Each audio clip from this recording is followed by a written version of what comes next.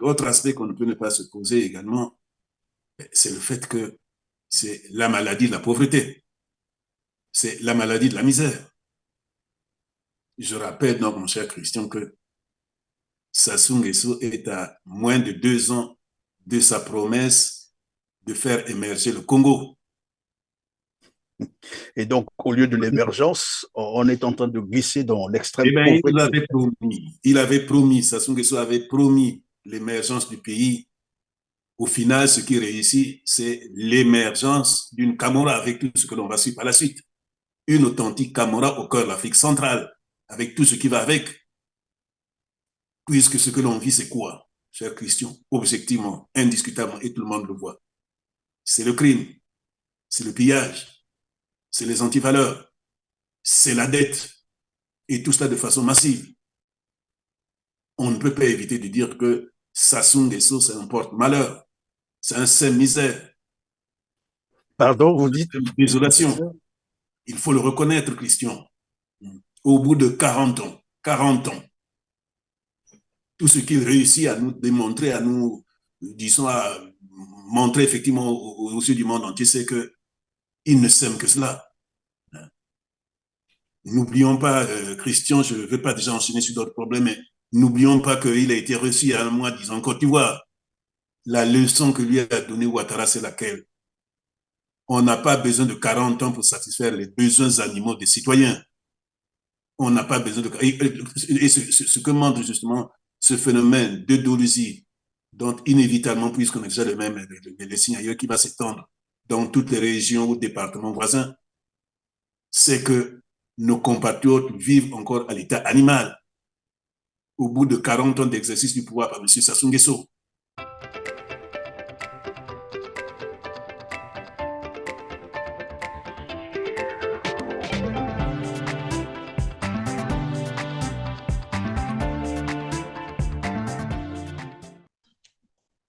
Mesdames, Messieurs, bonjour. Ravi de vous retrouver pour ce nouveau numéro de Droit de savoir que je vous invite alors à partager après avoir liké en cliquant sur le petit pouce levé, c'est juste en bas de cette vidéo. Pensez également à vous abonner pour être notifié de toutes nos prochaines productions. Je suis Christian Perrin, si vous nous avez rejoint pour la première fois sur Télarp TV. Avec moi sur ce plateau pour commenter l'actualité congolaise, professeur Félix Bakundampele. Bonjour, professeur.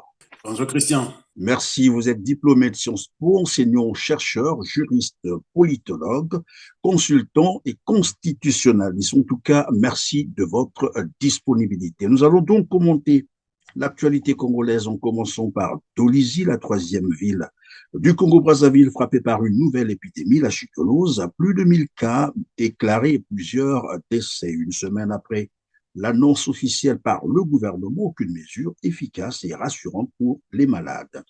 Nous aborderons également la visite officielle du despote Denis Sassou Nguesso au Rwanda pour accélérer la mise en œuvre de la politique agricole commune ainsi que d'un accord de coopération visant à accélérer la mise en œuvre de la zone de libre-échange continentale africaine. Des accords, comme vous le savez, signé il y a un an au Congo-Brazzaville, est très controversé. Si le temps nous le permet, nous terminerons par le scandale Denis Christel Sassou Nguesso, cité par Le Canard enchaîné dans sa parution le 12 juillet dernier, qui venait encore de voler l'argent public, plus de 15 milliards de francs CFA, pour satisfaire ses fantasmes. Voilà pour l'essentiel de ce qui va caractériser notre échange.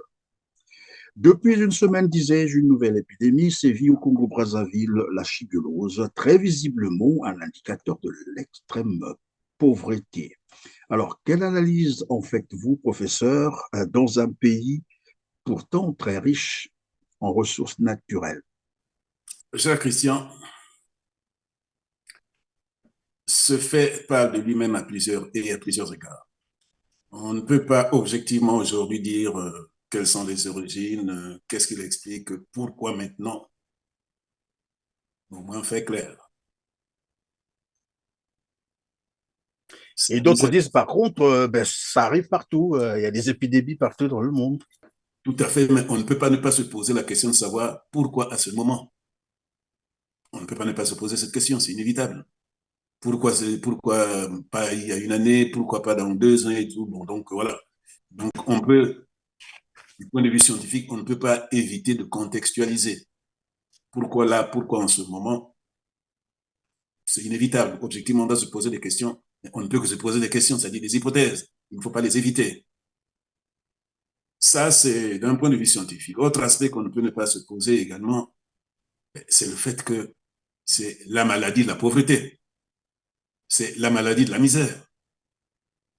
Je rappelle donc, mon cher Christian, que Sassou Nguesso est à moins de 2 ans de sa promesse de faire émerger le Congo. Et donc, au lieu de l'émergence, on est en train de glisser dans l'extrême Eh bien, pauvreté. il avait promis, Sassou Nguesso avait promis l'émergence du pays.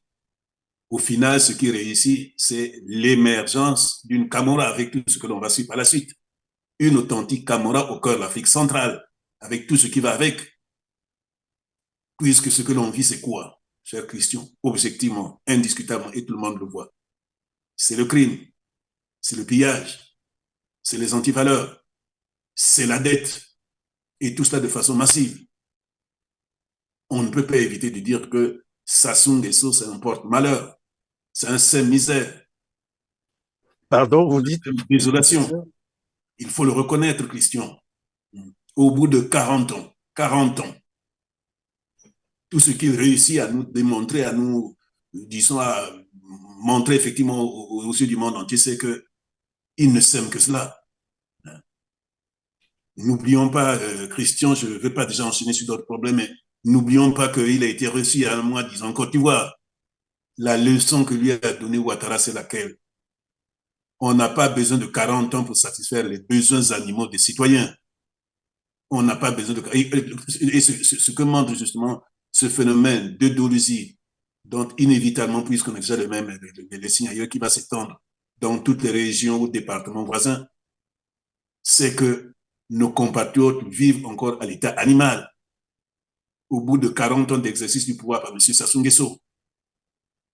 Alors qu'il y a évidemment 30 ans de cela, je pense, il parlait de l'autosuffisance alimentaire Il n'a et fait que ça, on que des voit un peu promesses. tout cela. Il n'a fait que des promesses.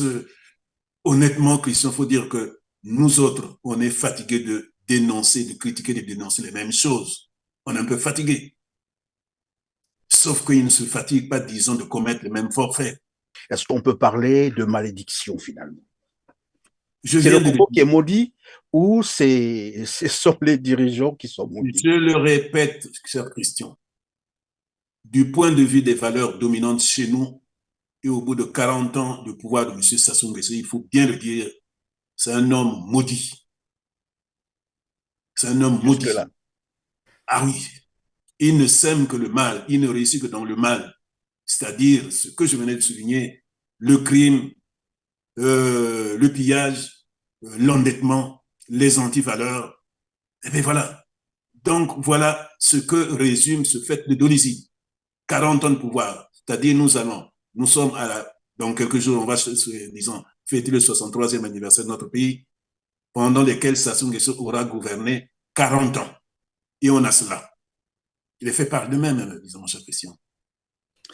Alors évidemment, professeur, des sources concordantes et fiables d'ailleurs, puisque nous avons vérifié l'information, parlent des décès et de plusieurs décès déjà, mais au niveau du gouvernement, on continue à relativiser. C'est comme si on ne veut pas qu'au niveau international, les gens soient informés de ce qui se passe au Congo-Brazzaville. Et la preuve, c'est que pendant qu'il y a une épidémie, alors qu'on attendait qu'on trouve des solutions efficaces, bien entendu, ben, Denis Sassou Nguesso est allé en visite au Rwanda. Il est allé au Rwanda. Qu'est-ce qui Ben, peut expliquer finalement cette façon de le faire, c'est-à-dire euh, euh, ceux qui sont sur place, hein, parce que de toute façon, ce sont des parents, c'est des amis qu'on connaît très bien, ils nous disent qu'il y a beaucoup de morts, mais au niveau du gouvernement, on essaie un peu d'étouffer ce genre d'informations. mais il faudra peut-être compléter autre chose, qu'ils ont fait des contributions et tout. Ben, il faut l'expliquer, il faut mettre cela effectivement en parallèle avec cela. J'ai déjà souligné, cher Christian, que Sassou Nguesso déteste les Congolais et le Congo. Il les déteste. À 80 ans, il est un peu désinhibé, il n'arrive plus, disons, à le cacher. Ça s'appelle le mépris.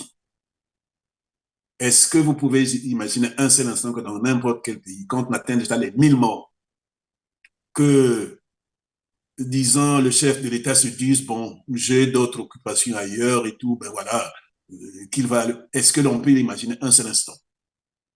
Et ce que révèlent les contributions qu'on voit là, disons, pour dire que, c'est ce que j'ai l'habitude de dire. Généralement, c'est-à-dire les dictateurs, c'est pour une énième fois que je le répète, quand ils arrivent, la première des choses qu'ils font, c'est de détruire l'État. Ça, c'est une responsabilité de l'État. C'est pas des contributions individuelles pour dire, ben oui, je vais donner 10 millions, 30 millions. Non, absolument, ça n'a rien à voir. Or, c'est ce que l'on assiste au Congo depuis quelques années déjà sur le règne de Sassou Nguesso. Hein. Quand, disons, quelqu'un, un enfant malade, on dit, ben oui, le chef a donné tant, ben oui, le neveu a donné tant, le fils a donné tant, la fille a donné tant. Ça signifie quoi? Que l'État a disparu. L'État a C'est le disparu. message qu'on veut envoyer, Mais évidemment. c'est le message, non, mais c'est pas le message qu'on voit, c'est la réalité. L'État a disparu. J'étais en train de répondre, disons, sur les réseaux sociaux, disons, à un compatriote sur, sur une formule qui est très en cours ces dernières années au Congo, c'est la parentocratie. Pour dire, ben, au Congo, c'est la parentocratie. J'ai dit, faites attention. Il ne faut pas utiliser, disons, les termes n'importe comment. Si aujourd'hui on parle de parentocratie, ça veut dire que l'État n'y est plus. L'État n'y est plus, cher Christian. Parce que là où l'État existe, c'est tout à fait le ce qu'on serait tenté d'appeler la parentocratie. Ça veut dire que l'embryon d'État qu'on avait commencé à construire dès les indépendances, c'est totalement évanoui. C'est ce que ça signifie. Eh bien, dans une certaine mesure, par rapport d'ailleurs, disons, à leur lecture, je veux dire, à leur vœu, il faut bien dire qu'ils ont réussi leur coup de telle sorte que l'État disparaît et n'existe plus que des dons pour apparaître effectivement comme des mécènes. C'est ce que ça signifie. Pour dire, ben non, non, non, ben il y a ceci. Bon, moi, j'ai donné tant. Cher Christian, je suis dans différents pays occidentaux, disons, chaque année. Je n'ai jamais vu devant une situation comme ça, ben, l'État totalement, disons, s'éclipser pour donner libre cours, disons, à des dons pour dire non, non, non, le président a donné ceci et tel. Non. L'acteur premier dans ce cas, c'est effectivement l'État. C'est l'État, et puis éventuellement, ben, éventuellement, mais de façon accessoire, il y a des individualités, il y a des sociétés qui interviennent pour dire, ben voilà, je vais donner mon apport. Or, en l'occurrence, qu'est-ce que l'on constate? D'abord, l'État ne montre pas qu'effectivement c'est le premier acteur, c'est le premier intéressé, mais c'est des volontés individuelles. C'est Sassou Nguesso lui-même qui donne 10 millions. Mais la question, c'est une question médicale. Qu'est-ce que l'on voit là? Donc, voilà, pour répondre à votre question, ben, non, ça veut dire que ses ambitions sont ailleurs. Et je ne vous cache rien, vous savez que ce qui l'amène au Rwanda, c'est toujours la préoccupation du pouvoir. Il n'y a que ça qui intéresse Sassou Nguesso. Comment sauver son pouvoir maintenant et dans les temps à venir? Il n'a que ça en tête. Sur la chigellose, nous apprenons également que le ministre de la Santé a fait évidemment un tour à Dolisie, mais tout ce que les gens ont retenu, c'est qu'il a demandé évidemment à la population de se nettoyer, en fait, de laver les mains, de prendre soin, de laver, comme qui dirait, les légumes avant de les consommer, etc. Mais après, on se pose la question de savoir, ils vont laver les mains avec quelle eau? Ils vont laver les légumes avec quelle eau? Parce que finalement, Dolisie a un sérieux problème au niveau, bien sûr, de l'eau potable, c'est-à-dire l'accès à l'eau potable. Pas que Dolisie, mon cher Donc, au Christian. bout du compte, si on comprend très bien ce que le ministre venait de dire, au bout du compte, il n'a rien dit et il a voulu simplement passer le message comme quoi ben, ils ne peuvent rien faire, c'est ça, et que chacun se débrouille finalement. C'est pour ça qu'au départ, je disais qu'il fallait contextualiser. L'eau sale du Congo, qui est effectivement, c'est-à-dire du point de vue scientifique, on ne peut pas l'appeler autrement, c'est du poison. C'est pas seulement à Dolisie. C'est dans différentes localités, disons, dans notre pays. Rien que ça, cher Christian, si on est dans un pays organisé, on peut porter plainte contre l'État, pour ne pas dire contre les individus qui sont à l'origine de cela. Parce que quand on dit l'État responsabilité, l'État c'est uniquement pour la sauvabilité. Mais derrière l'État, il y a toujours des responsabilités individuelles puisque l'État n'agit que par les individus. et la constance, la frénésie de cela, c'est-à-dire chaque mois ici et là, oui, c'est total, c'est la responsabilité des individus. Donc, ce que dit le ministre, c'est le fait tout simplement qu'ils ne sont pas outillés. C'est-à-dire qu'ils n'ont pas le sens de l'État, ils n'ont pas le sens de responsabilité, ils ne savent pas ce que c'est de gouverner un pays. Je ne vois pas comment on peut l'appeler autrement. Voilà. Mais contextualiser bien. Pardon, professeur, est-ce qu'on peut parler là d'un problème de sécurité nationale, puisque c'est quand même l'eau qui est souillée, et puis voilà, les gens sont malades, et cela peut créer des ravages, créer des morts et des morts, bien entendu. Est-ce qu'on peut parler à ce moment-là de la sécurité nationale qui serait quelque part aussi menacée? Pas sécurité nationale, mais d'une urgence nationale. En principe, c'est ce qu'on devait dire. Voilà. D'une urgence nationale. Mais en fin de compte, on voit, je parle de la frénésie des phénomènes, c'est-à-dire tantôt c'est ici, tantôt cela. Pas pour, je veux dire, principalement, disons, pour cette maladie. Mais je veux dire, disons, pour les mots, c'est-à-dire liés notamment, disons, à la misère de notre pays. Mais il faut bien dire que c'est une urgence permanente, puisque, puisque il ne se passe pas un mois sans que nos compatriotes aujourd'hui, qui se sont bien adaptés effectivement aux réseaux sociaux, nous montrent, disons, l'état de l'eau qu'ils consomment.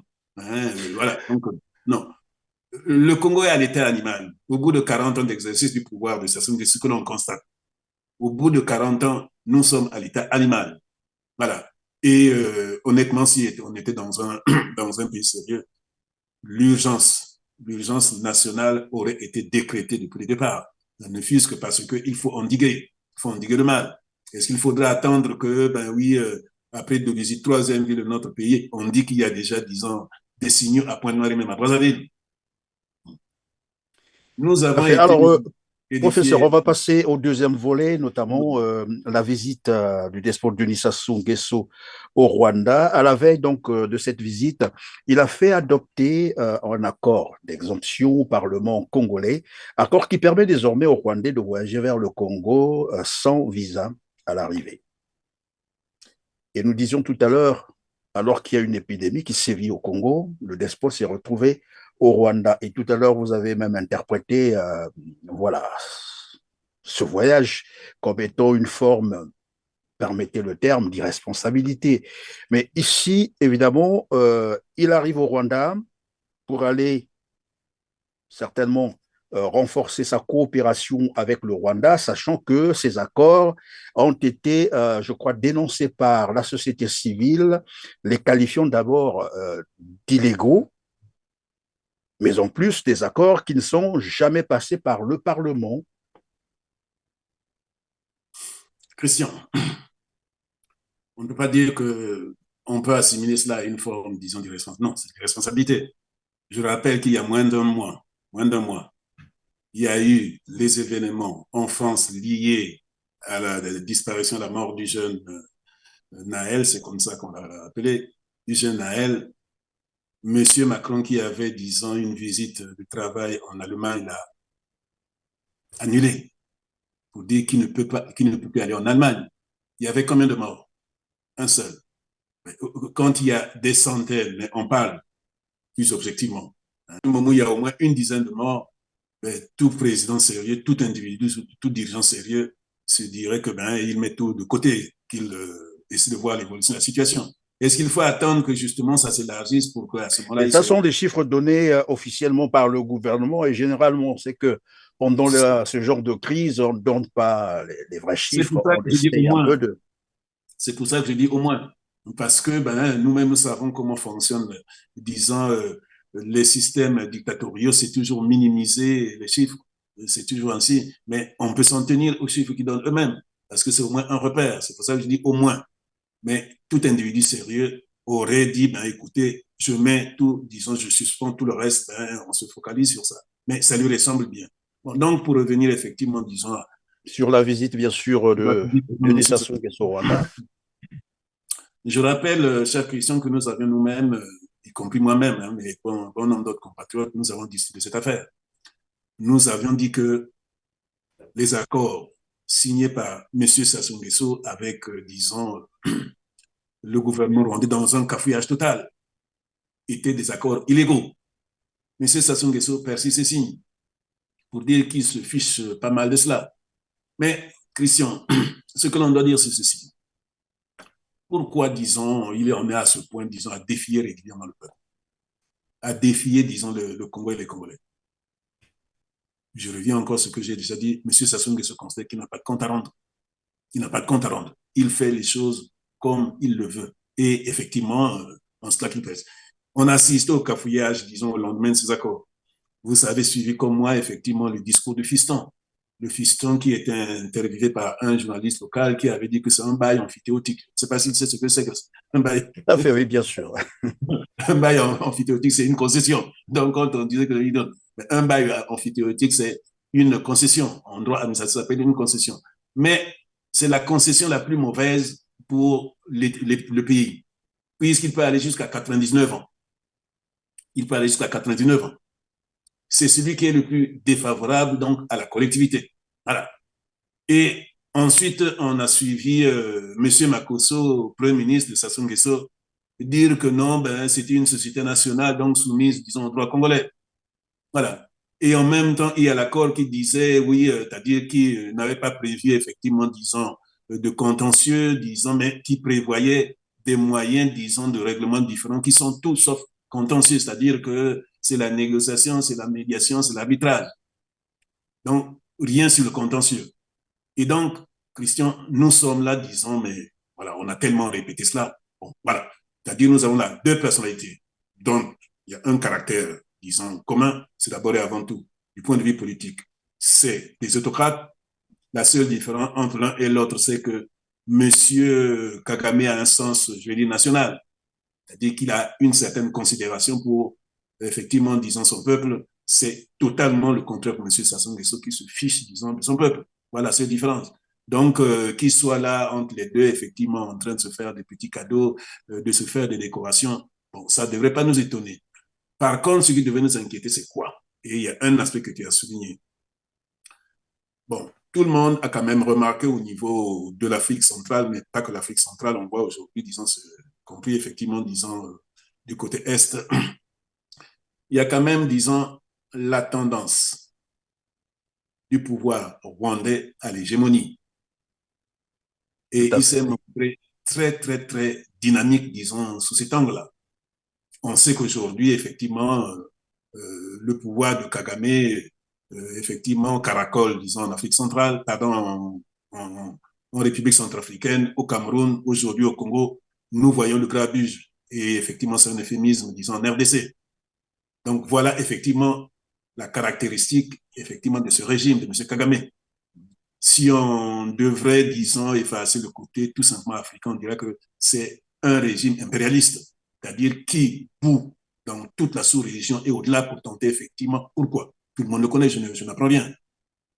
Ce pays a au moins 17 millions d'habitants et puis ben, a un petit Un espace. petit territoire, le territoire est tout à fait Et exigu. donc, il est à la recherche perpétuelle, disons, mais par tous les moyens.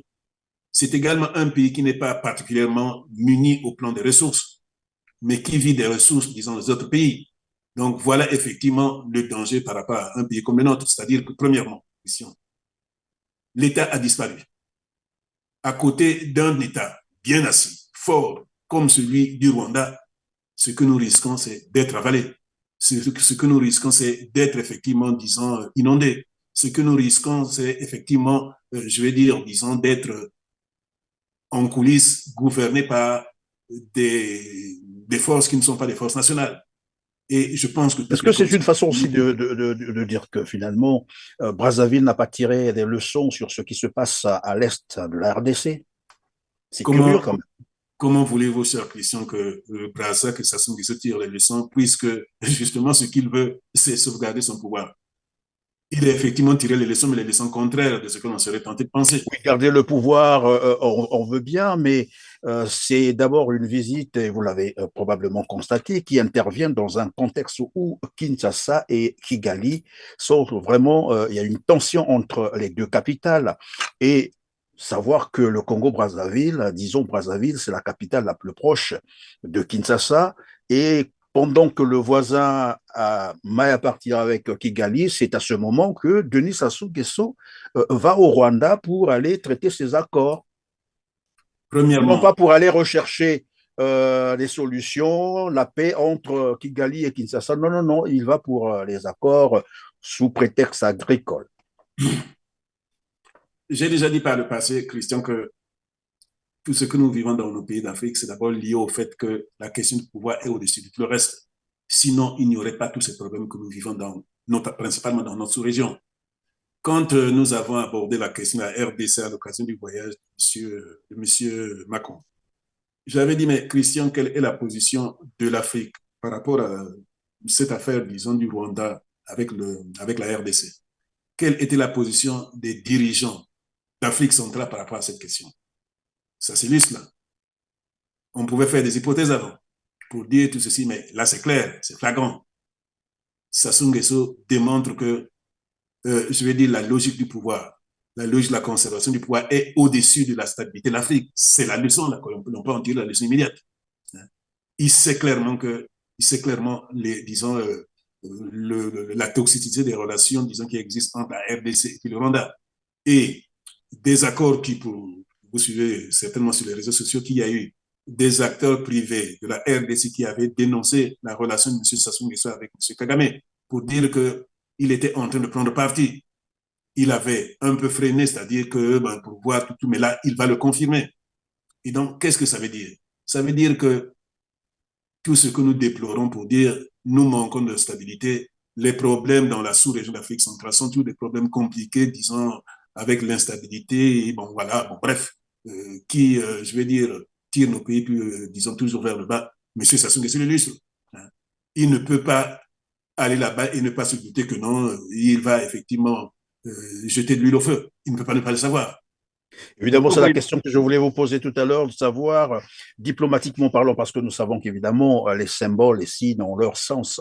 Lorsque Denis Sassou Nguesso s'affiche, par exemple, avec le Rwandais Kagame, tel qu'on a vu là, alors qu'à côté, il y a péril en la demeure, il faut le dire comme ça. Kinshasa, c'est quand même, et je l'ai rappelé tout à l'heure, c'est la capitale la plus proche de Brazzaville. Quelle image envoie Denis Sassou Nguesso et comment interpréter cela, politiquement parlant? J'ai ma petite idée, Christian, depuis le départ. Quand on sait comment fonctionne M. Sassou Nguesso, on ne peut qu'arriver à cette évidence. Je suis sûr qu'il a dû proposer un marché à M. Tshisekedi, ou bien qu'il n'a pas tout ce qu'il veut avec M. Tshisekedi, et qu'il se dit, puisque je n'ai pas ce que je veux, eh bien, moi, je vais aller vers l'autre qui va me garantir cela. Il fonctionne comme ça au niveau des individus comme au niveau des États. Donc, quand il va auprès de M. Kagame, c'est pour dire, bon, écoute, Félix, j'ai pas eu mon compte, je n'ai pas ce que je veux, eh bien, je vais aller auprès de l'aide. Il a toujours procédé ainsi. Et donc, ça veut dire que M. Kagame va lui garantir, parce que je dis toujours ceci, les conditions d'arrivée de M. Tshisekedi au pouvoir, objectivement, ce ne sont pas des conditions sereines, ce ne sont pas des conditions démocratiques. Mais le symbole est là, il sait qu'il est appelé à partir. C'est-à-dire qu'il va abandonner, puisque si toi-même tu te prévaux d'être arrivé au pouvoir par voie démocratique, tu ne peux pas refuser, disons, éternellement, disons, le départ, disons, par voie démocratique. Donc, monsieur Tshisekedi, je suis parmi ceux qui ont critiqué les conditions de son arrivée au pouvoir. Mais je me rends compte, cher Christian, qu'il ne manage pas mal. Félix Tshisekedi ne manage pas mal. Il essaie vraiment de s'en sortir, c'est-à-dire qu'il essaie de sauver les apparences, il essaie de faire le jeu démocratique, ce qui n'est le cas ni de M. Sassou Nguesso, ni le cas de M. Kagame. Et donc, je suis sûr que dans les coulisses, M. Sassou Nguesso a dû faire un marché, a tenté un marché avec Tshisekedi, ça n'a pas marché, et puis il est allé vers l'autre, façon de dire, bon, tu ne m'as pas donné, vous ne m'avez pas donné ce que je veux, ben moi je vais vers l'autre. Et Kagame le sait, parce que globalement, les dictateurs fonctionnent ainsi. Et donc, il a fait son choix. Et donc, pour Oui, dire, il a fait son choix, mais apparemment, c'est un choix qui risque d'être suicidaire pour les Congolais parce que j'ai essayé de lire un peu les réseaux sociaux, notamment les médias en ligne animés par nos voisins de la RDC, mais aussi certaines pages. Mais j'ai constaté que la visite, évidemment, du despote Denis Sassou Nguesso au Rwanda ne passe pas bien chez nos voisins de la RDC. Mais vraiment, il n'apprécie pas ça. mais ça ne peut pas passer, Christian. Ça ne peut pas passer. Depuis le départ, ceux qui ont le plus critiqué ces accords entre le Congo et le Rwanda, ce n'est pas les Congolais. Moi, je suis sur les réseaux sociaux régulièrement chaque nuit avant d'aller dormir, je regarde. Ceux qui ont le plus critiqué ces accords, qui nous ont mis en garde, c'est les voisins de la RDC. Mais qu'y a-t-il donc pour Denis Sassou Nguesso d'aller créer une telle adversité avec les voisins qui sont à côté? Sassou Nguesso a toujours Pourquoi? pensé, Pour quel but? Que il a veut-il toujours, concrètement? il a toujours pensé que pour obtenir quelque chose de quelqu'un, il faut aller ailleurs, de telle sorte que la personne puisse céder. Il a toujours fonctionné comme ça. Je vous l'ai dit, notamment dans les rapports avec la France, comment fonctionne M. Sassou Nguesso. Oui, mais Je est-ce vous... qu'il se rend compte que là, il est en train de conduire le Congo, mais alors on risque finalement, et ce n'est pas souhaitable d'ailleurs, de mettre Kinshasa et Brazzaville, bon voilà. Lui, ce qui l'intéresse, c'est pas le Congo. Ce qui l'intéresse, c'est son pouvoir, depuis le départ. Depuis le départ, Christian, je ne sais pas combien de fois faut-il le répéter, ce qui l'intéresse, c'est son pouvoir et non le Congo. Si c'est le Congo qui l'intéressait, ça se ferait. Nous venons de parler effectivement de cette grave maladie qui est en train de naître, en disant dans quelles conditions, on ne sait pas qui est en train de naître, et lui qui va ailleurs. Hein, comme on dit, la maison brûle et puis ben, toi tu regardes ailleurs. Voilà, Sassou Nguesso effectivement l'illustre. Ce qui l'intéresse, c'est pas ça. Voyons ceci, puisque nous avons une histoire, je vais dire, disons, beaucoup plus serrée avec la RDC. Et Sassou était un grand acteur, disons, dans cette affaire-là. Entre le Congo, enfin, entre les deux, comment ça a toujours marché? Comment? Quand effectivement, disons, euh, le Congo, notre Congo, veut effectivement régler une situation, il a toujours besoin, disons, du grand voisin d'à côté. Et vice-versa. L'histoire nous dira exactement les échanges qu'il y a eu. Diawara de l'autre côté, qu'on remet, disons, à Marien Ngouabi, mais principalement à Sassou qui règle les comptes, disons, à Diawara, l'histoire de Tchombe, etc. Bon, vice-versa. Donc, ça, c'est constant. Moi, ce que j'ai constaté, c'est quoi? Quand je disais que Tshisekedi est arrivé dans les meilleures conditions, mais il essaie de se montrer bon manager. Nous avons vu notamment le cas de notre compatriote, comment on l'appelle déjà, celui qui était diplomate quelque part là, qui avait M. disparu en Makome, Makome. Ça ne peut que décevoir, disons, Sassou Nguesso, parce que dans son fonctionnement classique, ou disons dans ses relations qu'il a toujours établies avec la RDC, c'est pas ça. Il a toujours fait de telle sorte que quand effectivement il veut de quelqu'un, on le livre. Et en l'occurrence, qu'est-ce que l'on a constaté? Les sbires de Sassou Nguesso, qui dans toute l'Afrique centrale, disons, contrôle les entrées, les sorties des gens, parce que effectivement c'est un pouvoir qui est compté, c'est-à-dire et paranoïaque et policier, eh ben, donc vont prendre, disons, un opposant congolais en territoire étranger, même si c'est des voisins, mais c'est, disons, en territoire étranger. Et puis, ben, Tshisekedi dit, ah non, non, ça va pas se passer comme ça. Il s'est arrangé pour effectivement retrouver Makome et puis, disons, le sortir. Du point de vue de la pratique de Sassou Nguesso, c'est un crime de lèse-majesté. C'est un crime de lèse-majesté puisque, ben, quand c'est comme s'il a toujours dit, ben, écoutez, vous me le livrez. Et puisque lui, comme était effectivement, disons, Mobutu, il aime humilier les opposants, les gens ne se rappellent pas. Il y avait, disons, un premier ministre très réputé, disons en RDC du temps de Mobutu, enfin, Ozaïe, comme on l'appelait, au nom de Ngunza Kaliband, qui tout à fait. effectivement avait défié Mobutu, et puis Mobutu avait saisi les autorités du pays, les autorités du pays où il était effectivement exilé, il dit, vous me l'envoyez. On l'a arrêté, on l'a envoyé, bon, on disait, il faudrait dans une valise diplomatique. Et Mobutu l'a humilié. Et Ngwabi et Sassou principalement, tout fonctionnait comme ça. Donc là, tu sais que dit, refuse de fonctionner comme tel, il dit, on ne peut pas dans mon pays fonctionner comme tel, trouvez-moi ma comédie d'urgence et puis on va le libérer. Nous avons tous eu des images. Et puis nous avons suivi le bref communiqué, disons, de M. Makome lui-même. Pour Sassou Nguesso, c'est comme un défi, c'est-à-dire que ça ne marche pas. Et donc, je répète ce que j'ai entendu dire, il n'arrive pas à mettre Tshisekedi dans sa poche. Et il se dit, il faut le plier. Pour le plier, je vais aller donc chez Kagame. Et je vais chez Faisant Kagame. fi de toutes les conséquences que cela peut. C'est comme ça. C'est-à-dire que je peux donner, multiplier les illustrations. Sassou Nguesso a toujours fonctionné comme ça. C'est par le chantage. Sassou Nguesso, c'est un redoutable maître chanteur. Il se dit, je vais démontrer à Tshisekedi que s'il ne satisfait pas mes conditions, s'il ne se plie pas, si je ne l'ai pas dans ma poche, eh bien moi, je vais aller auprès de l'autre. Il n'y a pas, disons, d'explication plus Alors, compliquée. professeur, puisque tout à l'heure nous parlions de ces accords qui sont, vous avez dit, bon, voilà, illégaux, et tout le monde le sait, ces accords n'ont jamais fait l'objet d'un débat à l'Assemblée et on les a signés dans un coin, on allait dire, dans une chambre quelque part. Les Congolais ne connaissent même pas le contenu de ces accords. Mais est-ce que, constitutionnellement parlant, y a-t-il possibilité pour les Congolais de rattraper cela, de Je faire l'ai déjà aligner, par dit, exemple, ces accords par un procès, par exemple, tenter un procès contre. je l'avais souligné la dernière fois, mais je reviens puisqu'effectivement tout le monde n'avait peut-être pas suivi.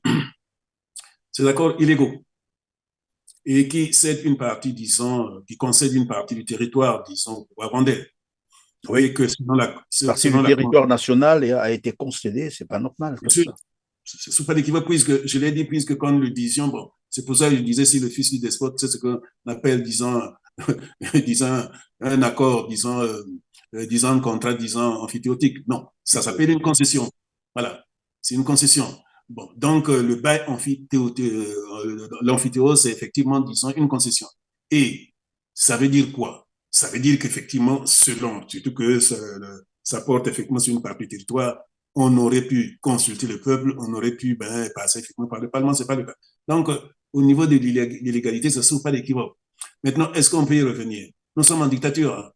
Ça ne sert pas de relancer tout ce que l'on a dit au niveau des contentieux, comment ça se passe. C'est-à-dire pour dire que l'État n'existant pas, la justice n'existe pas, puisque la justice ne répond qu'aux vœux de M. Sassou Nguesso. Je l'ai dit dans les cas, disons, je veux dire, disons, les plus flagrants, notamment en matière de référendum, que le référendum, disons, autorisé par la justice constitutionnelle congolaise le 17 septembre 2015 était illégal. Je l'ai dit à propos, effectivement, disons, de la mort de M. Koïla, que normalement, la Cour constitutionnelle aurait pu arrêter, disons, le processus électoral pour la bonne et simple raison qu'au début et à la fin du processus électoral, il n'y a que la Cour constitutionnelle. Donc la Cour constitutionnelle ne peut pas Oui, mais dire que non. professeur, si actuellement la justice est acquise au régime de Brazzaville, incarné par le despote de Sassou Nguesso, mais après lui, est-ce qu'on ne peut pas non plus relancer, par exemple, le procès? C'est là où je voulais en venir pour dire que, disons, pendant qu'il est là, il ne faut rien espérer. Absolument rien. Le cas, disons, du fils Sassou Nguesso qui caracole, disons, dans les crimes financiers, ou la justice congolaise, disons, ne dit rien, n'initie rien, alors que les... Bon, donc, rien. Par contre, après, c'est une évidence. C'est une évidence. La première initiative du Congo et des Congolais après Sassou Nguesso, c'est de restaurer l'État. C'est même pas la démocratie, Christian. La première initiative après le régime de Sassou Nguesso qui finira par s'en aller, c'est la restauration d'État. Et restaurer l'État, ça veut dire que l'État retrouve ses prérogatives, le peuple retrouve ses prérogatives. Et je ne vois pas, disons, quelqu'un qui viendra après Sassou Nguesso et qui, disons, décider de maintenir ces accords. C'est absolument impossible. C'est une humiliation pour les Congolais. C'est une insulte pour les Congolais. C'est vraiment le mépris par rapport à la souveraineté populaire. C'est comme ça, Christian. Donc, il n'y a pas de débat là-dessus. Pour, je vais dire, disons, des accords encore plus légers dans d'autres États, on a vu les régimes postérieurs remettre en cause. Mais là, c'est beaucoup plus flagrant puisque c'est une atteinte à la souveraineté nationale. C'est une atteinte à la souveraineté populaire. Il n'y a pas d'équivoque là-dessus. La dernière fois, j'avais dit, quand nous avions abordé cette affaire, disons, il y a 13 mois, c'est ça. Donc, nous avions dit que, effectivement, les accords entre le Congo et le Rwanda, c'était pour le blanchiment de l'argent sale. J'avais recommandé, disons, à la société civile congolaise organisée de saisir effectivement les autorités administratives et, disons, juridictionnelles, disons, rwandaises, partout où ils se trouvaient pour dire que non, ces accords méconnaissent la souveraineté congolaise. Ces accords méconnaissent le droit congolais et qu'il fallait effectivement que nos compatriotes dont la société organisée les saisissent par voie, effectivement, disons, d'une lettre avec avis recommandé pour dire que nous ne reconnaissons pas effectivement ces accords. Et le moment venu, c'est-à-dire après Sassou Nguesso, je suis convaincu, même si c'est un parent de Sassou Nguesso, puisque tout ce qu'il veut, c'est que ce soit un parent, même si c'est un parent de Sassou Nguesso qui arrive après lui, pour calmer la situation, il remettra en cause l'accord. J'en suis convaincu. Je n'ai pas de boule de cristal, mais j'en suis convaincu. Celui qui viendra après Sassou Nguesso, même si c'est un parent à Sassou Nguesso, il remettra ses accords parce que c'est une humiliation pour les Congolais. C'est du mépris pour les Congolais. Nous avons parlé de ce qui s'est passé à Dolisie. Vous voyez que tout se tient. tout se tient. Les actes qu'il pose, c'est vraiment pour toujours le mépris des Congolais. C'est un homme Mépris maudit. des Congolais. Tout à fait. Alors, c'est vous qui le dites. Alors, professeur, un nouveau scandale de vol d'argent public, au total 15 milliards, c'est le montant approximatif plutôt, pour satisfaire ces fantasmes-là. C'est encore Denis Christian Sassou Nguesso qui est pointé du doigt, qui a acheté deux hôtels luxueux d'ailleurs à Paris. On parle des hôtels luxueux. Et dans le même temps, au Congo-Brazzaville, le gouvernement demande à la population de serrer davantage la ceinture avec des mesures du FMI, notamment l'augmentation des prix du carburant, de l'eau et de l'électricité. Voilà qu'un scandale comme ça vient encore tomber. Et on sait bien qu'aujourd'hui, si le FMI recommande ces mesures pour tenter un peu de trouver ou de redresser le système macroéconomique du Congo, c'est parce que, au demeurant, nous l'avons dit d'entrée du jeu, c'est parce que on a pillé l'économie congolaise, on a volé et on continue à voler parce que il y a, je crois, quelques jours seulement, c'est la coalition Publiez ce que vous payez qui a encore sorti un autre scandale où 1700, plus de 1700 milliards ont disparu dans le circuit pétrolier. C'est-à-dire, l'État congolais a confié à la CORAF un certain nombre de barils de pétrole à vendre, dont le prix normalement devait aller dans l'ordre de 1800 milliards, mais la CORAF n'a versé que 86 milliards au Trésor. Donc, il y a une différence de plus de 1700 milliards qu'on n'a pas pu justifier. Et ça Christian, commence à donner un peu du tournis, là. On ne comprend plus rien de ce qui se passe au Congo. Christian, avouons que même nous qui ne faisons que compter, on est fatigué.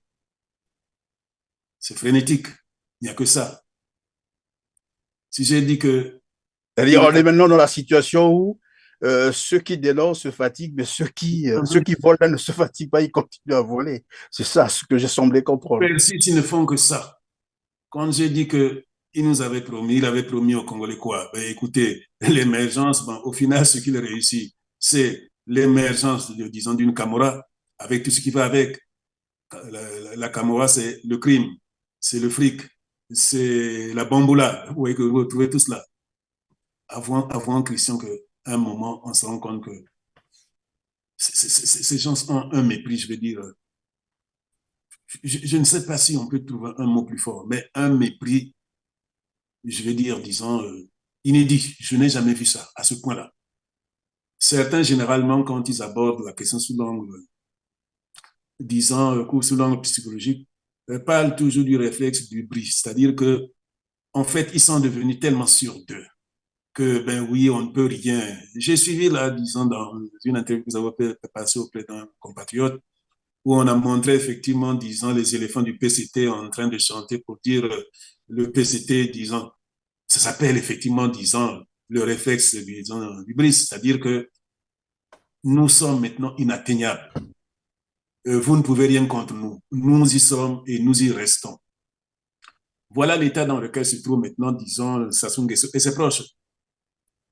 Et tout ça pourquoi? Parce qu'ils se disent que bon, la population est résiliente de toute façon, elle ne fera rien, et puis voilà, on peut continuer, c'est ça.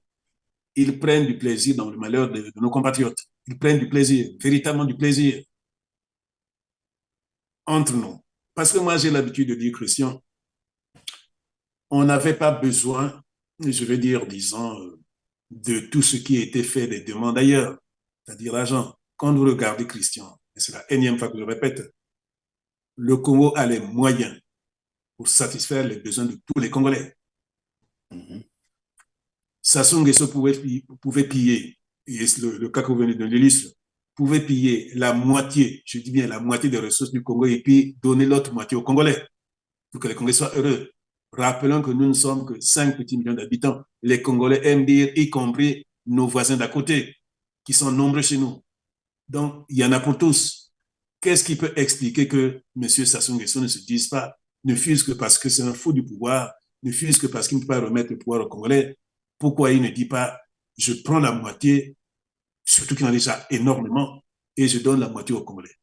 Premièrement, parce qu'il n'a aucun sens de l'État. Sassou Nguesso n'a aucun sens d'État. Il n'a aucun sens, disons, du droit. Et puis, finalement, n'étant pas outillé pour l'État, il n'a même pas ce réflexe beaucoup plus efficace dans la concentration de son pouvoir. Je dis, je prends la moitié, je donne la moitié. C'est difficile quand même à comprendre. Pourtant, il est bien entouré, à ce que je sache. On voit bien des spécialistes, des experts qui l'entourent, des experts français en plus. Je peux citer comme ça Desca, et c'est tout un... la plupart, j'allais dire de l'élite française, politique française, fait, je crois, les va-et-vient. À Oyo, on les voit tous.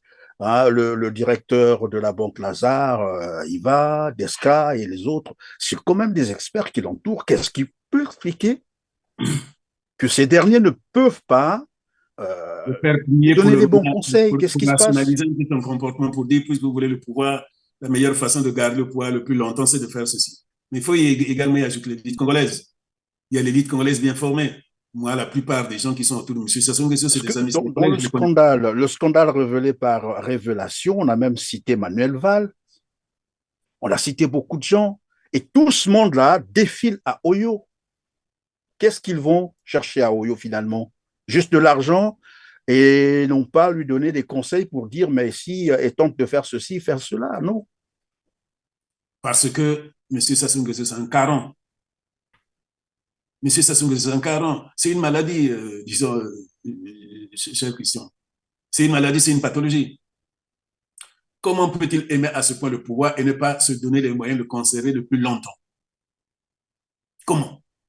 Parce que Christian, je ne cesse de dire, les critiques que nous faisons, à l'évidence, il faut se rendre compte que c'est une affaire d'une petite élite. L'écrasante majorité de nos compatriotes, 70-80%, ce qu'ils cherchent, c'est uniquement le bien-être. Ils se fichent pas mal, disons, de la façon. En réalité, oui. Voilà, la réalité est là. C'est vous, c'est nous autres, quelques-uns qui sommes formés, qui trouvent que ça tourne mal. Mais la grande majorité des Congolais, s'ils pouvaient se soigner, s'ils pouvaient manger, s'ils pouvaient, disons, être bien logés, ils se disent, bon, voilà, écoute, gère ton pouvoir comme tu veux. Et donc, ils pouvaient le faire. Pourquoi ils ne le font pas? Parce que c'est une pathologie. C'est une pathologie, croyez-moi, disons que c'est une pathologie aussi bien physique que politique. Sassou Nguesso n'est pas outillé, je l'ai déjà dit 1000 fois, Sassou Nguesso n'est pas outillé pour gérer l'État. Sassou Nguesso prend du plaisir à voir les gens souffrir. Je vous ai dit, disons, quand on a commencé, qu'il est allé, disons, en Côte d'Ivoire. Je suis sûr que Ouattara, c'est une leçon qu'il a voulu lui donner. Je rappelle ceci, Christian. Je rappelle ceci.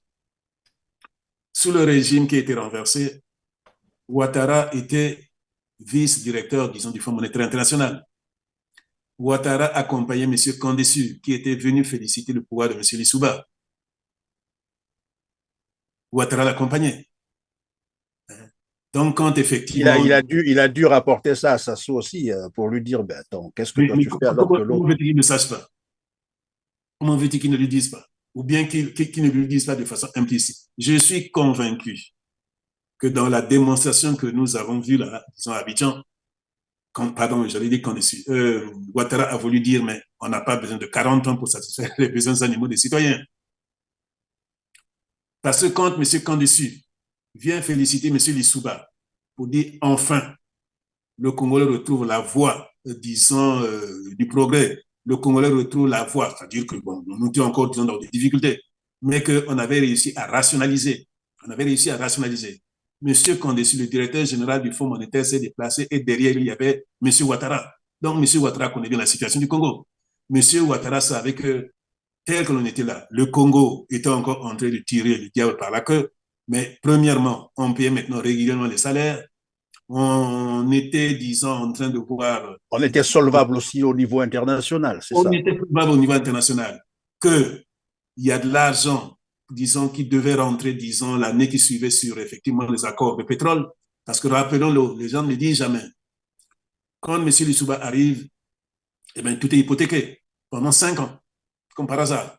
Et que là, on arrivait, disons, à la fin des 5 ans. C'est-à-dire qu'à ce moment-là, le Congo devait maintenant recevoir toutes les revenses pétrolières avec, effectivement, d'ailleurs, c'est pour ça que M. Sassou Nguesso et Elf ont fait le coup d'État parce qu'ils disaient non, si autant de moyens tombent auprès, disons, d'un régime démocratique, donc auprès des Congolais, ben c'est fini, ils ne pourront plus rattraper la situation. Et Donc, donc, si j'ai bien compris, professeur, comme vous étiez en train de l'expliquer tout à l'heure, Denis Sassou Nguesso n'aime pas les Congolais, n'aime pas voir les Congolais d'ailleurs réussir. Et est-ce que c'est ce qui va finalement expliquer son coup d'État? Parce que c'est se rendant compte que si je laisse encore du temps, par exemple, au professeur Pascal Lissouba, il risque de faire des bonnes choses. Et puis bon, je n'aurai plus de chance de revenir au pouvoir. Alors, il faut tout casser.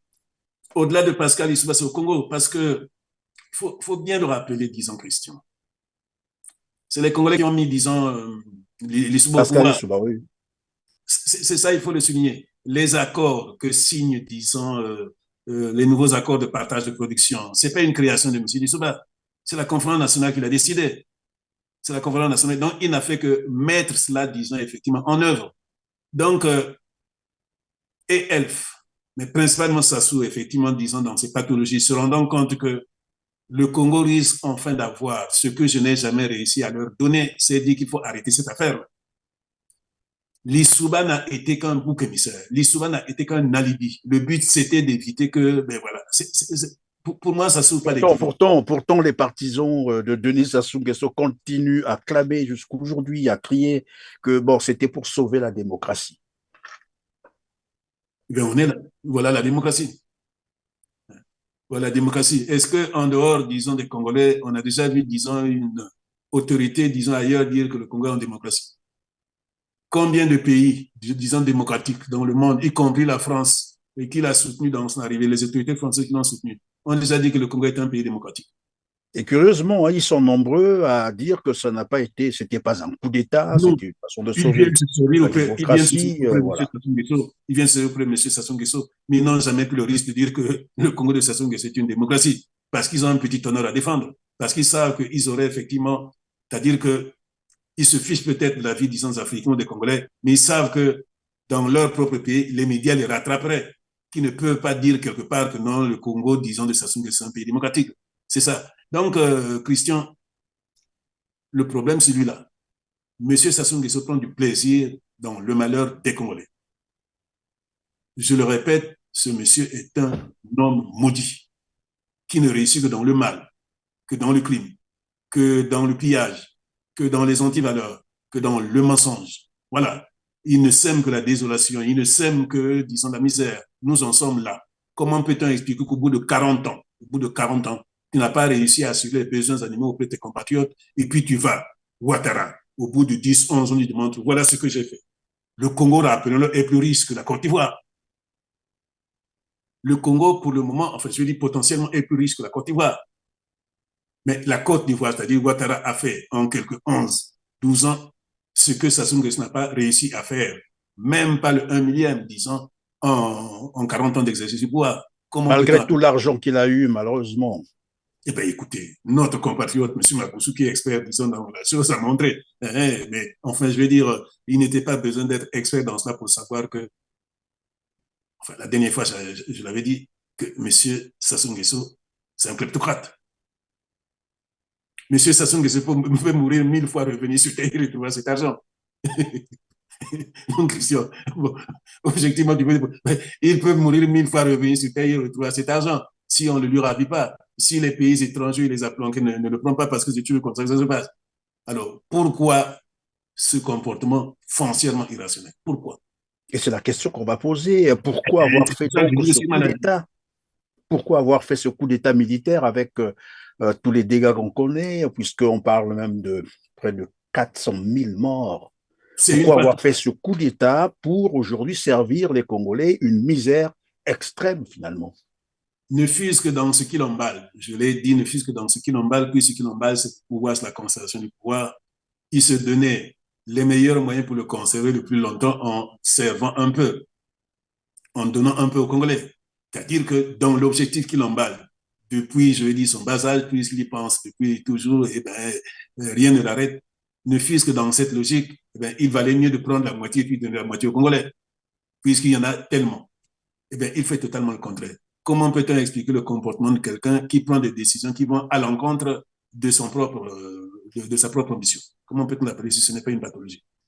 Alors, ben, professeur, que pensez-vous donc de ceux qui pensent que c'était une guerre civile? Ça n'a jamais été une guerre civile, Christian. Nous n'avons, voyons Christian, il faut bien dire ce que c'est qu'une guerre civile. La guerre civile, c'est une part de la population qui va s'en prendre avec une autre.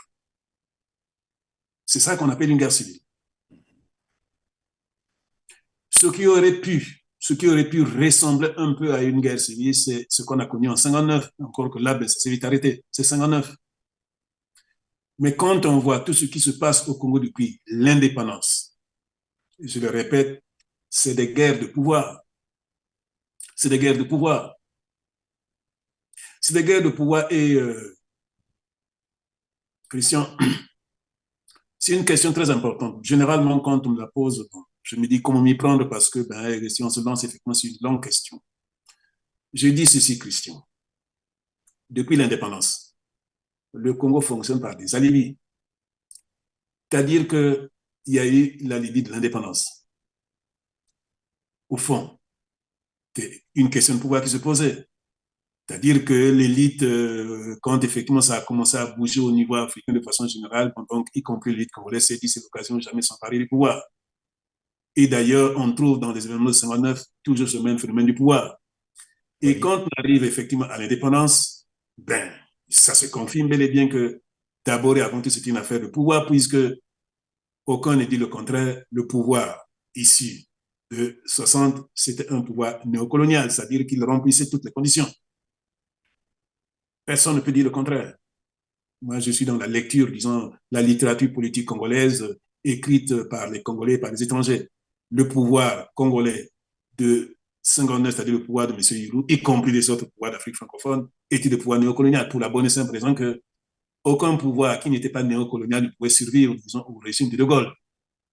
Donc, ils ont fait le choix pour dire on reste. Bon, on aime bien illustrer notamment par les paroles, disons, de Léon Mba au Gabon qui dit, voilà, bref. Donc, c'était un pouvoir néocolonial. L'indépendance, c'était uniquement un alibi. Et qu'est-ce qui se passe? Quand Youlou reste, disons, 3 ans, la Libye, disons, en 63, c'est lequel? Justement, on a pris le fait que c'était un pouvoir néocolonial et qu'il fallait effectivement, disons, une idéologie, un socialisme bantou, comme on l'a appelé. Bon, ça pouvait se comprendre un peu, même ça restait à théoriser. C'est-à-dire, qu'est-ce qu'on entendait exactement par socialisme bantou? Mais c'était au moins du point de vue, je vais dire, disons, théorique, du point de vue de la pensée politique, à peu près l'expression qu'on était à la recherche de quelque chose qui était purement africain, mais qu'on n'a pas réussi à définir, qu'on n'a pas réussi à définir.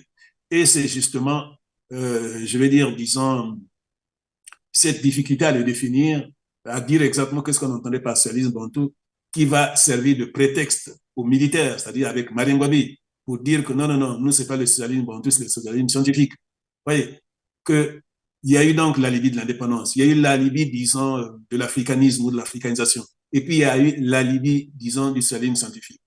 Ngouabi arrive avec les militaires pour dire que nous, c'est le socialisme scientifique et non le socialisme bantou. Mais je rappelle ceci, Christian, il y a une expression qui définit bien cette période, disons, de Marien Ngouabi jusqu'à Sassou Nguesso. Qu'est-ce que l'on disait? On clignotait à gauche, mais on virait quasi systématiquement à droite pour dire qu'il n'y avait jamais eu, disons, de socialisme, c'était uniquement, je vais dire, disons, un prétexte, c'est-à-dire un alibi. Et puis arrive, c'est-à-dire donc un socialisme du verbe qui va prendre fin effectivement en 90, et puis on arrive à ce qu'on a appelé le printemps de l'Afrique, 90-91. Christian, ce qui ressort, c'est quoi? C'est que ce qui emballait l'élite intellectuelle et politique congolaise au début des années 90, c'était pas la démocratie. Ce qui les emballait, c'était pas la démocratie. Ça s'est vérifié. Je vais donner quelques illustrations après. On se rend compte que, une fois de plus, c'est la donne du pouvoir qui était, dans la réalité, l'essentiel recherché par l'élite politique. Ils sont allés, effectivement, disons aux urnes, et quand effectivement, certains n'ont pas eu de pouvoir, eh ben, on est revenu à la logique du pouvoir. Pour la bonne et simple raison que celui qui a été élu pendant toute une année, il n'a pas pu gouverner, il n'a pas pu prendre une seule loi. Je vous en prie. Il n'a pas pu prendre une seule loi. Il n'a pas pu prendre une seule loi, simplement peut-être parce qu'il n'a pas non plus cherché à protéger ses partenaires, c'est-à-dire ceux qui avaient en fait composé avec lui pour avoir la majorité et lui permettre de gouverner. Très vite, il a Mais, brisé cette majorité. C'est ce que... non, je vois bien, effectivement. Mais le but, c'était quoi? Le but, c'était de satisfaire les partenaires ou de satisfaire les besoins des Congolais. C'est ça la grande question. Parce que Christian, Et d'ailleurs, lorsqu'on parle de la majorité, professeur Félix Bakunda Pele, est-ce qu'on peut revenir là-dessus? Parce que finalement, souvent, il y a une confusion. Dans le cas, par exemple, de la Constitution de 92, la majorité était définie comment? À l'Assemblée ou depuis les élections législatives? puisque la confusion reste là auprès de nos compatriotes, je dis simplement ceci.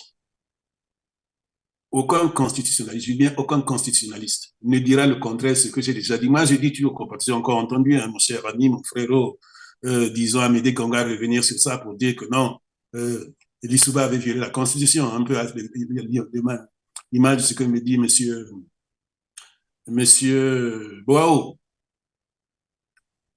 En droit constitutionnel, il y a grosso modo 3 régimes politiques au régime constitutionnel. Il y a le régime présidentiel, il y a le régime parlementaire, il y a le régime semi-parlementaire ou semi-présidentiel. Voilà. Je ne vais pas compliquer la vie à ceux qui peuvent nous écouter, mais je dis ceci. Les Congolais, y compris mon cher frère, disons Amédée Kanga, confondent le régime parlementaire. Parce que qu'est-ce qu'il dit? Monsieur Lissouba n'avait pas à se précipiter pour nommer le Premier ministre. Il aurait fallu qu'il attende que l'Assemblée se réunisse, négocie et puis lui amène le nom. Ce que dit, disons, mon frère. Il aurait fallu qu'il attende que l'Assemblée se retrouve, négocie et puis retienne un nom et aille le proposer. Christian, premièrement, ça n'existe nulle part dans la Constitution congolaise. Et puis, secondo, mais c'est ce que l'on voit où? C'est ce que l'on voit en Allemagne.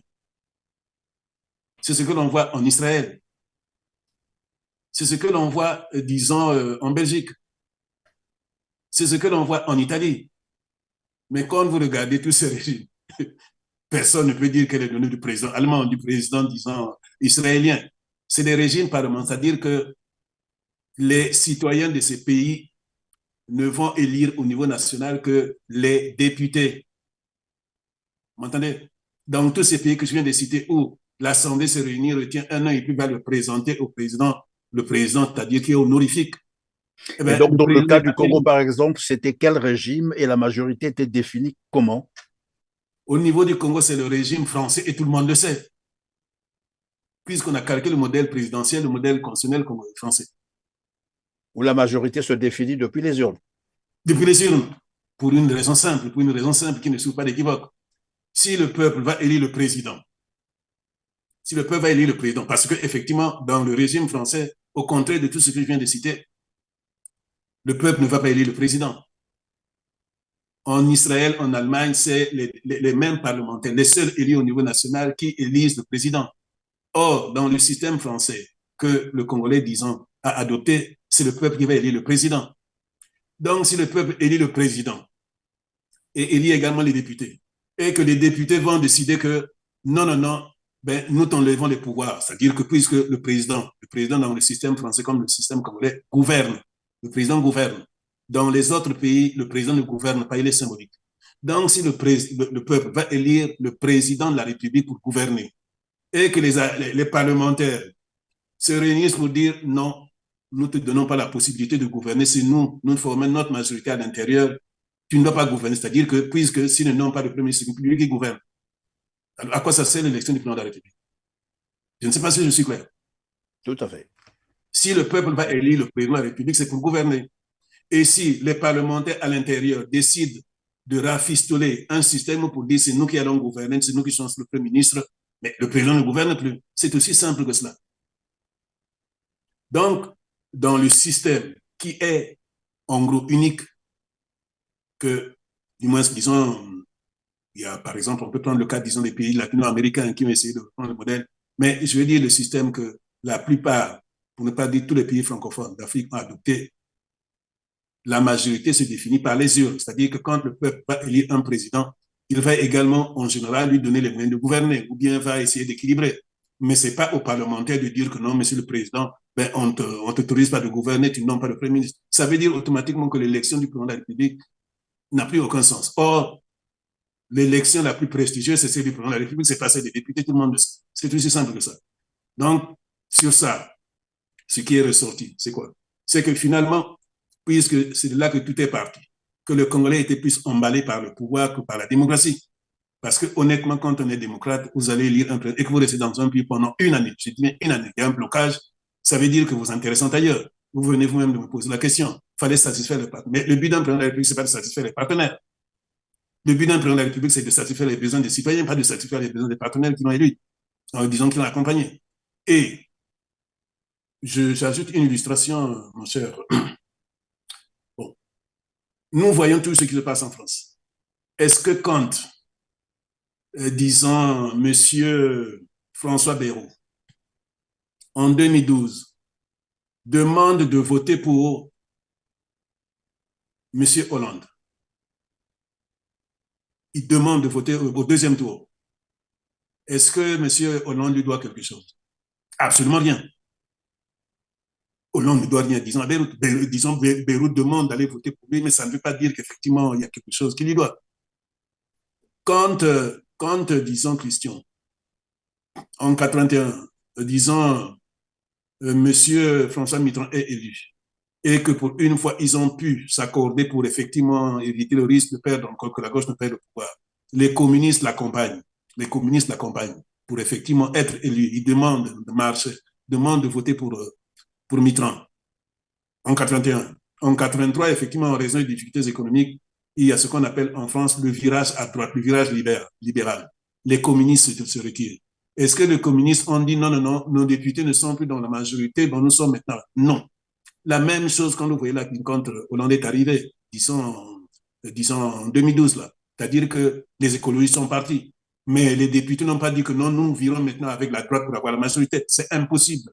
Alors donc c'est pour dire que ce n'était que des prétextes, ça, et donc le problème était ailleurs, il fallait préparer évidemment les conditions pour en arriver à un coup d'État militaire, c'est ça?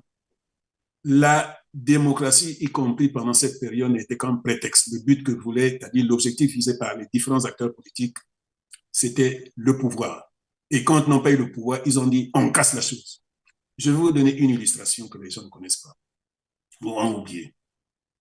Christian, pour dire, disons, le mauvais comportement le 8.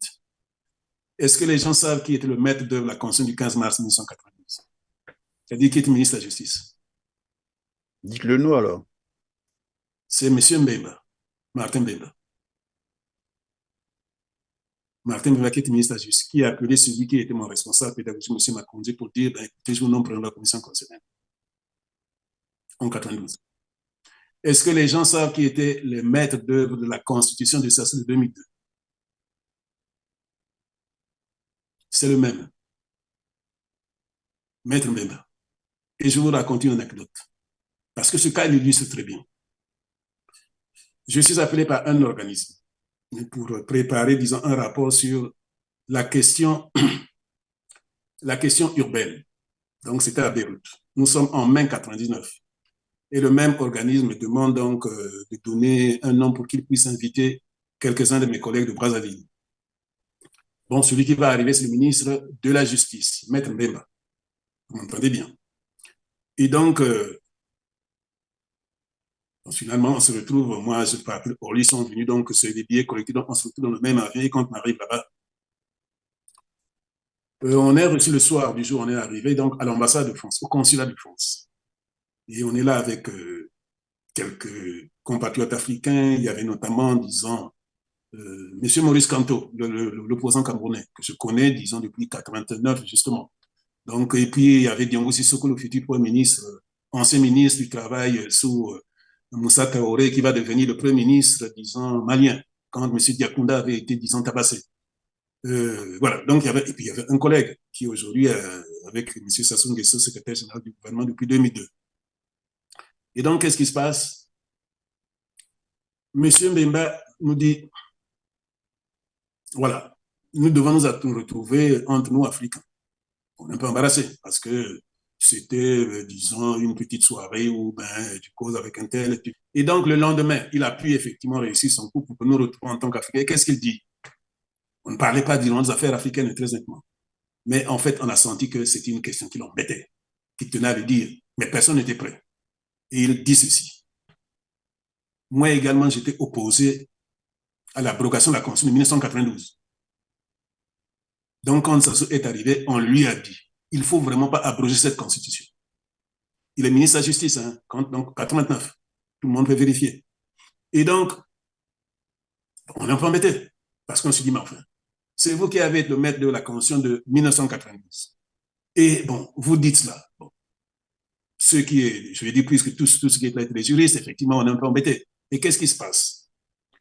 Le collègue, ou bien l'ami, puisque je le connaissais déjà depuis 2 ans, 97, donc le Malien va dire ceci.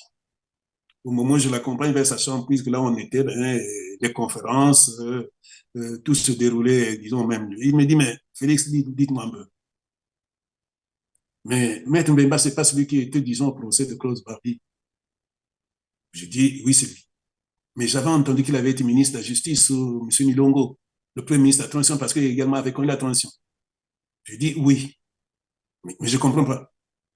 Mais il était ministre de la Justice sous la transition démocratique et également ministre de la Justice sous la transition autocratique. C'est lui qui s'étonne qui me pose cette question. Et je dis oui. Il dit non, non. Je dis, dis-moi que c'est. Je dis si. Il dit il était ministre de la Justice sous la transition démocratique, il est également ministre de la Justice sous la transition autocratique. Je dis oui. Question qu'il va me poser. Vous en avez nombreux comme ça. Et je lui ai dit, cher Diongo, malheureusement, c'est l'espèce la plus importante au Congo. Comment allez-vous expliquer que M. Mbemba qui était, je lui ai déjà dit, enfin, par écrit sur les réseaux congolais, celui qui était maître d'œuvre, c'est-à-dire que le Debré congolais en 92, c'est le même qui va demander. C'est pas suffisant. Il nous avait dit de nous retrouver à Brazzaville, disons à Paris, quand on va revenir sur Paris. Lui, il connaît. Et qu'est-ce qui se passe? Quand on revient sur Paris, moi, je vais, disons, au métro Georges V, je vois donc effectivement un grand kiosque, je vois un journal qu'on appelle le Continental, numéro 10. Numéro 10, le Continental, de juin 1989. À la une, c'est une interview de Maître Mbemba. Qu'est-ce qu'il dit? Interview à la une. Quand nous sommes revenus au pouvoir, nous avons décidé d'abroger la Constitution de 92 parce qu'elle n'était plus adaptée. Maître Mbemba, c'est un il dit quelque chose et son contraire. Il nous a dit le contraire 2 jours avant à Beyrouth. Oui. Et là, il vient affirmer. J'appelle le collègue qui nous avait accompagné. Je dis, mais je t'envoie le numéro, regarde. Ouais. Mais ça, je peux l'illustrer à plusieurs égards. Qu'est-ce qui peut expliquer? Qu'est-ce qui peut expliquer que l'élite congolaise ne soit jamais conséquente? Je dis, j'ai ma lecture. Je sais que toute l'élite qui approche M. Sassou Nguesso sort souillée. Dès que tu approches M. Sassou Nguesso, le maudit, eh bien, tu vas de contradiction en contradiction. Merci, professeur. Alors, la dernière question, et on va conclure par là. En tout cas, vous allez faire un effort d'être très bref. Quel type de système faut-il au Congo? Quel pouvoir? Quel type de présidence faut-il au Congo, Brazzaville? La question du pouvoir, c'est en fait ce qui intéresse le plus l'élite congolaise, qu'elle soit politique ou intellectuelle, puisque l'élite intellectuelle, c'est essentiellement des grands menteurs. C'est également, disons, des gens qui sont des fous d'argent. C'est-à-dire que quel que soit l'homme politique qui est là, qu'il soit sale, tout ce que l'on veut, on va vers lui. Donc, je pense que c'est ça qu'il faudra voir. Et c'est pour ça que je dis que il faut en finir avec les hommes providentiels. Si demain les gens tombent encore dans l'erreur pour dire qu'il y a un homme providentiel, on va revivre les mêmes bêtises. Puisqu'on a eu effectivement des hommes qui étaient au moment, c'est-à-dire depuis l'indépendance jusqu'en 92, on a eu effectivement des personnalités qui avaient effectivement derrière. Je vous ai dit que dans l'histoire congolaise, quand on voit personne n'a été aussi populaire que Sassou Nguesso quand il est arrivé en 79. Et pourtant, il a pondu effectivement ce qu'il y a de plus exécrable auprès des Congolais. Et puisque au bout de 2 petites années, la magie s'était effacée. Bon, on a eu Lissouba en 92, mais finalement, il n'a pas pu gouverner, puisque pendant toute une année, il a été bloqué parce que, voilà. Donc, je ne reviens pas sur les justifications. Pourquoi? Bon, voilà, ça c'est connu. Donc, c'est sur ça qu'effectivement, il faudra se fonder. Et sur cette base, je dis, il faut laisser les hommes providentiels, il faut laisser le modèle français, il faut qu'il y ait un modèle qui satisfasse tous les Congolais. Et ce modèle, c'est ce que j'appelle la présidence collégiale. J'ai déjà fait une communication là-dessus auprès, disons, de nos Et compatriotes. qui fonctionne comment? Comment il fonctionne ce modèle? Eh bien, moi, je parle d'une présidence collégiale. Il faut que les Congolais, surtout, même si, je vais dire, Christian, même si plus tard, on doit réaménager, c'est-à-dire au bout de 5, 10, 15 ans, je ne sais pas.